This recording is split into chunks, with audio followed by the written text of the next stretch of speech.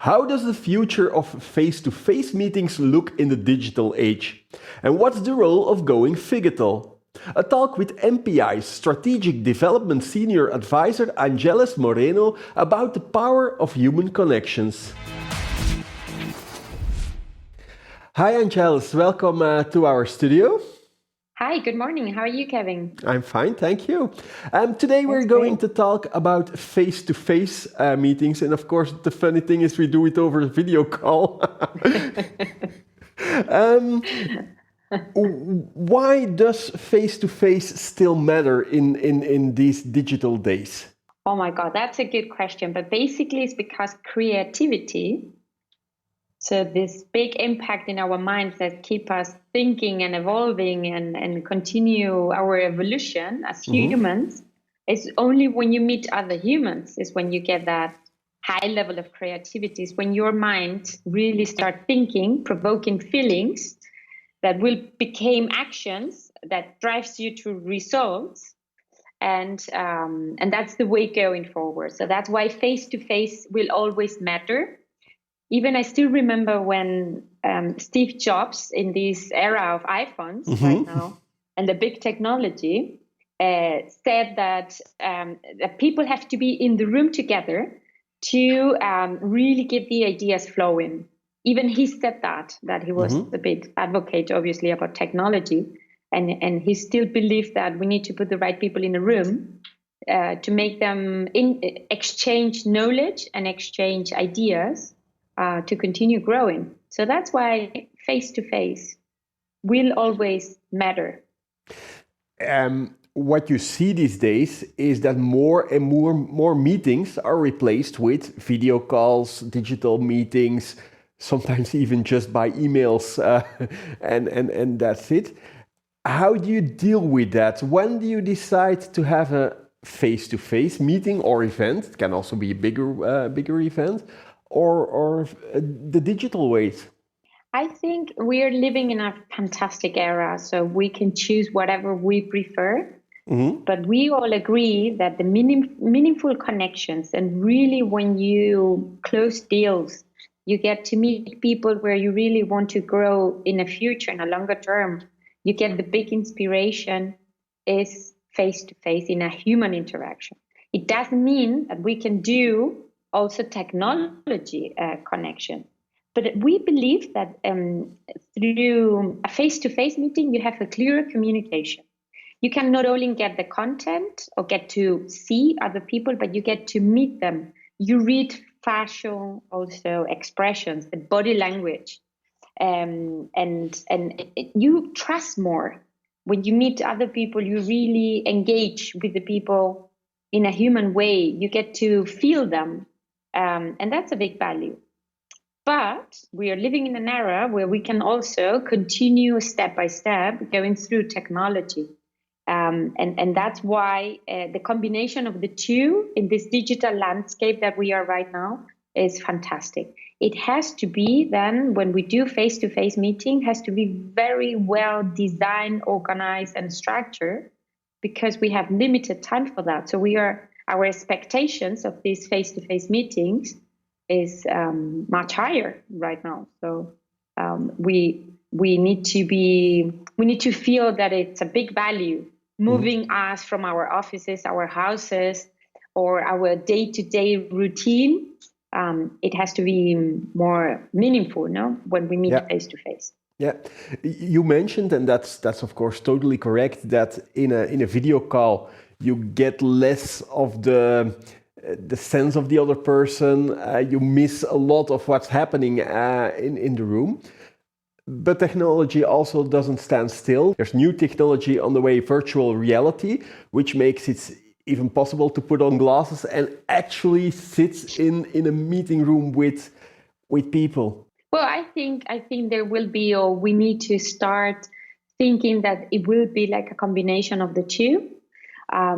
Is the phygital actually customer experience at every turn. So it's not only the digital, but we are expecting this human interaction. So I think I was reading the other day in a conference that there was the main speaker was was virtual reality, and they had that.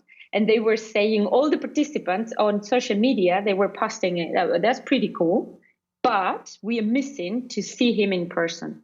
And this was like a general comment that they had in social media as feedback from the conference. And the organizers were a little bit worried about the expectations of the people. So they felt like a show. It was fantastic to have that opportunity to feel that. But they were missing this human interaction. I think we will reduce the time that we dedicate to face-to-face, which will make us more effective and more efficient.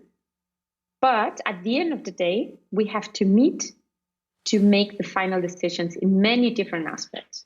Yeah. And it's not only, and then in addition to that, you need to put also culture, and you need to put also different geographies and how other cultures interact. So for example, in my country, I'm based in Spain. I mean, the physical meeting is still something that is incredible. So the face-to-face, and anytime that you talk to someone, the final sentence will be, okay, but when do we meet? So this is like the final sentence. But I'm experiencing that. So I'm working with all European countries on a regular basis, every single day. And I'm experiencing that also in other cultures. It's not only in more in the Latin culture, where obviously is the maximum, but also in others. It's like the final conversation, if we can do it face-to-face, much better. Yeah. You're also... It's interesting. You're also a valuable contributor to MPI. Also, MPI organizes a lot of face-to-face meetings. How do you deal with that at MPI? How do you make sure you get that right value in the face-to-face meetings? That's the thing. As a value proposition from MPI is education, so executive education from a great value, networking, and building business opportunities. This is like the main three mantras that we have in association. And for getting the executive education, we have an incredible online platform, probably one of the best in the industry right now. But at the end of the day, the people wants to network. So what we need to make very clear, and we need to be very conscious, that when we design any kind of networking opportunity or face-to-face opportunity, it has to be a very great value. We need to have the right people in the room to provoke the right and meaningful connections and conversations, so that when the people go out of that meeting space or that venue or any place that we meet them in person, the people really think that they were transformed somehow. Otherwise, we don't deliver the promise. And if we don't deliver the promise, then the people is not happy, is not satisfied.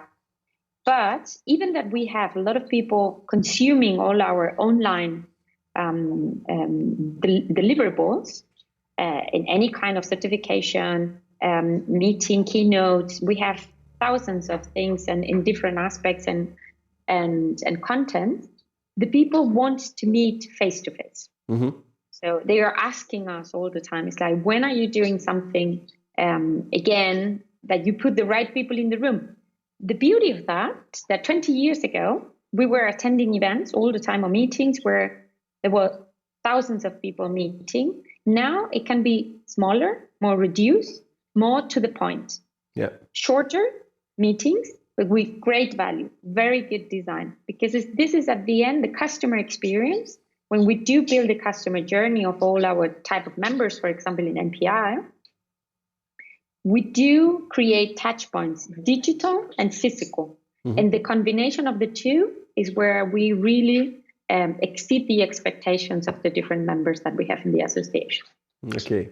I remember there's still a future for the events and meetings industry. I think I've been working in this industry for 21 or 22 years. And since I started, I've been hearing all the time, it's like, oh, technology is going to kill the industry. I think technology is improving the industry a lot.